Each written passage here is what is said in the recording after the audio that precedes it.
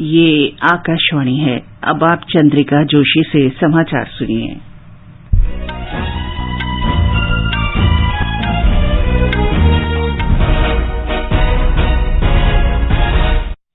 देश भर में 18 वर्ष से अधिक आयु वर्ग के लिए सरकारी केंद्रों में निःशुल्क कोविड टीकाकरण अभियान जारी है।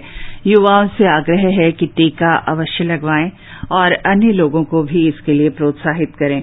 जब तक आवश्यक न हो घर से बाहर न निकलें और सुरक्षा के 3 सरल उपायों का पालन करें। मास्क लगाएं, 2 गज की सुरक्षित दूरी बनाए रखें, हाथ और चेहरा साफ रखें। कोविड संबंधी जानकारी और मार्गदर्शन के लिए राष्ट्रीय हेल्पलाइन नंबर 011-2397-8046 और 1075 पर संपर्क करें। और अब समाचार। प्रधानमंत्री नरेंद्र मोदी ने नए पुलिस अधिकारियों से आने वाले 25 वर्षों में देश में सुराज स्थापित करने में मुख्य भूमिका निभाने को कहा। हैदराबाद स्थित सरदार वल्लभ भाई पटेल राष्ट्रीय पुलिस अकादमी के आईपीएस प्रोबेशनर अधिकारियों से प्रधानमंत्री ने वर्चुअल संवाद में ये बात कही। आपको देश के लिए जीने का भाव लेकर आगे चलना। 25 साल बाद जब भारत आजादी के 100 वर्ष पूरे होंगे, तब हमारी पुलिस सेवा कैसी होगी, कितनी सशक्त होगी, वो आपके आज के कार्यों पर भी निर्भर करेगी। आपको वो बुनियाद बनानी है जिस पर 2047 के भव्य अनुशासित भारत की इमारत का निर्माण होगा। समय ने इस संकल्प की सिद्धि के लिए आप जैसे युवाओं को चुना है। प्रधानमंत्री मोदी ने अधिकारियों से आग्रह किया कि वे अपने हर निर्णय में राष्ट्रीय हित को ध्यान में रखें और राष्ट्र प्रथम सदैव प्रथम का मंत्र याद रखें।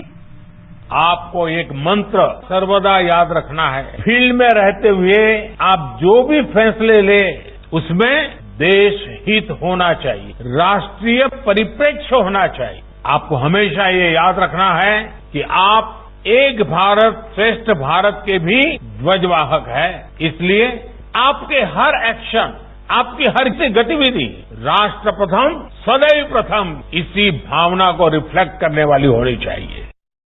प्रधानमंत्री ने कहा कि देश के विकास के मार्ग में आंतरिक और बाहरी चुनौतियां बढ़ रही हैं।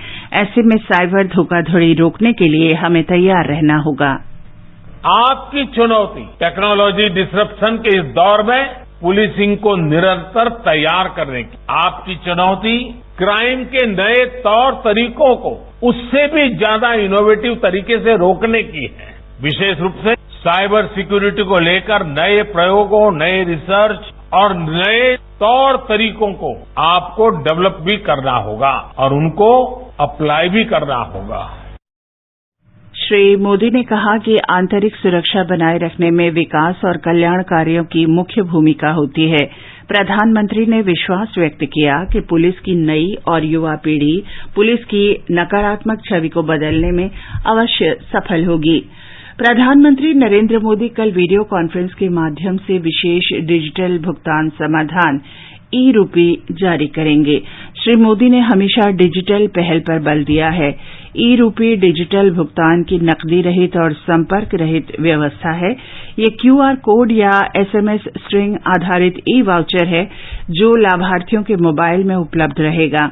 इस भुगतान व्यवस्था के उपयोगकर्ता कार्ड, डिजिटल भुगतान ऐप या इंटरनेट बैंकिंग के बिना वाउचर के जरिए सेवा प्रदाताओं को भुगतान कर सकेंगे। केंद्र ने 10 राज्यों में कोविड की स्थिति की समीक्षा की है, जहां कोविड के नए रोगियों की संख्या और संक्रमण की दर प्रतिदिन बढ़ रही है। राज्यों को सलाह दी गई है कि वे नियंत्रण के कई कड़े उपाय करें और ऐसे स्थानों पर निरंतर निगरानी रखें जहां अधिक संख्या में रोगी सामने आ रहे हैं। स्वास्थ्य सचिव राजेश भूषण ने 10 राज्यों केरल, महाराष्ट्र, कर्नाटक, तमिलनाडु, ओडिशा, असम, मिजोरम, मेघालय, आंध्र प्रदेश और मणिपुर में कोविड की स्थिति की समीक्षा की। राज्यों से कहा गया है कि वे ऐसे जिलों में भीड़ एकत्र होने पर कड़े प्रतिबंध लागू करें जहां संक्रमण की दर 10% से अधिक है।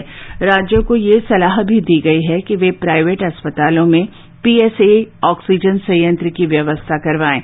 भारतीय आयुर्विज्ञान अनुसंधान परिषद के महानिदेशक डॉक्टर बलराम भार्गव ने किसी तरह की ढील दिए जाने के खिलाफ चेतावनी दी है और कहा है कि अब भी 46 जिलों में संक्रमण की दर 10% से अधिक है, जबकि 53 जिलों में ये 5 से 10% के बीच में है।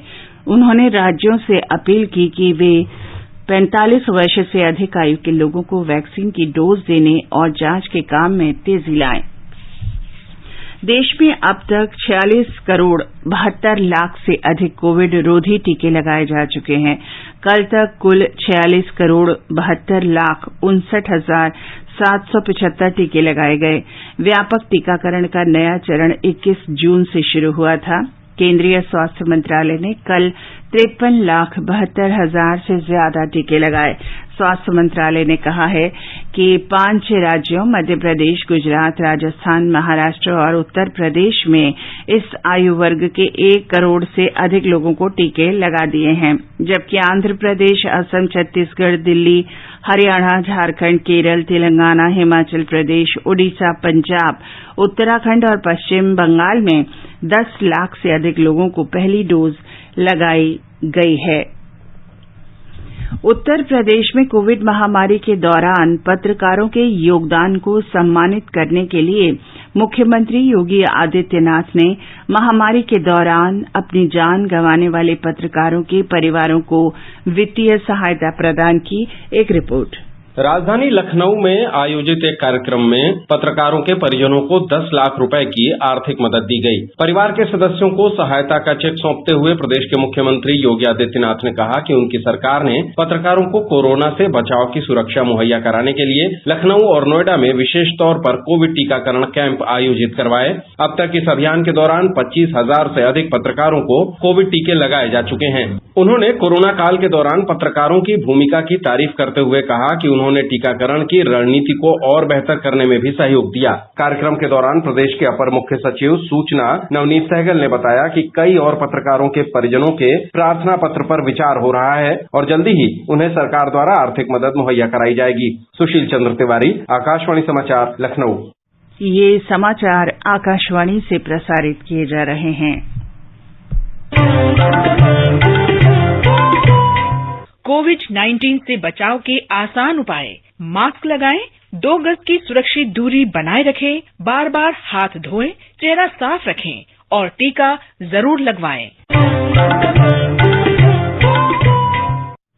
कोविड संबंधी राष्ट्रीय हेल्पलाइन नंबर हमारी वेबसाइट newsonair.gov.in पर उपलब्ध है। भारतीय जनता पार्टी ने कहा है कि 1 लाख से अधिक स्वास्थ्य स्वयंसेवकों ने 28 जुलाई से शुरू हुए राष्ट्रीय स्वास्थ्य स्वयंसेवक अभियान के लिए अपना नाम दर्ज कराया है। भारतीय जनता पार्टी के अध्यक्ष जेपी नड्डा ने देश भर के स्वयंसेवकों को प्रशिक्षित करने के लिए नई दिल्ली स्थित पार्टी मुख्यालय से इस कार्यक्रम की शुरुआत की। कार्यक्रम के तहत हर बूथ पर एक पुरुष और एक महिला स्वास्थ्य स्वयंसेवक को लोगों की देखरेख के लिए प्रशिक्षण दिया जाएगा। बिहार के मुंगेर लोकसभा क्षेत्र से सांसद राजीव रंजन सिंह उर्फ लल्लन सिंह को जनता दल यूनाइटेड का राष्ट्रीय अध्यक्ष नियुक्त किया गया है। कल नई दिल्ली में पार्टी की राष्ट्रीय कार्यकारिणी की बैठक में यह निर्णय लिया गया। वे केंद्रीय इस्पात मंत्री आरसीपी सिंह की जगह पार्टी अध्यक्ष बनेंगे।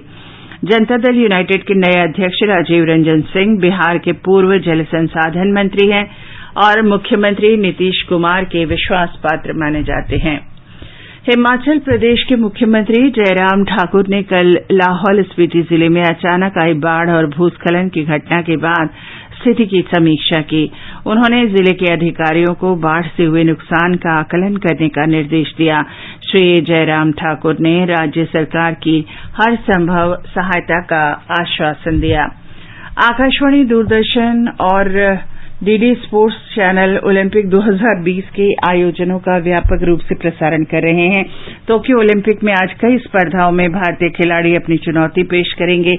गोल्फ में उद्यान माने और अनिर्बान लाहिड़ी इस समय पदक के लिए दावेदारी पेश कर रहे हैं। घुड़सवारी की व्यक्तिगत स्पर्धा में फवाद मिर्जा एक्शन में है मुक्केबाजी में सुपर हैवीवेट श्रेणी में क्वार्टर फाइनल में सतीश कुमार का मुकाबला उज्बेकिस्तान के मुक्केबाज से होगा। इसके साथ ही ये समाचार बुलेटिन समाप्त हुआ।